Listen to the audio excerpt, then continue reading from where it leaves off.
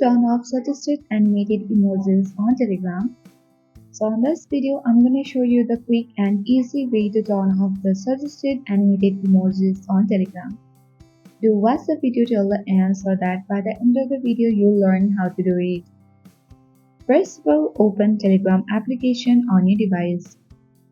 Make sure your app is up to date. If not, you can check from Play Store or App Store depending upon your device and then log into your account.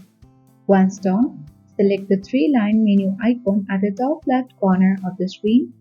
When it expands, you will see Settings button. Simply tap on it to open Settings. Now, when you get access to the Settings page, you need to select the Chat settings.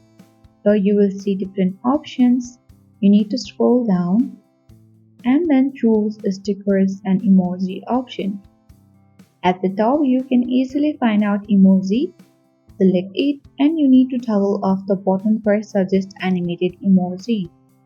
Once you have done that, if you want to turn off Suggest Stickers by Emoji as well, you can select it and then tap on the None button. Once you have done that, you will easily turn off suggested animated emojis on Telegram. So that's it for today. So I hope this video was helpful for you. If it was, then make sure to hit the like button.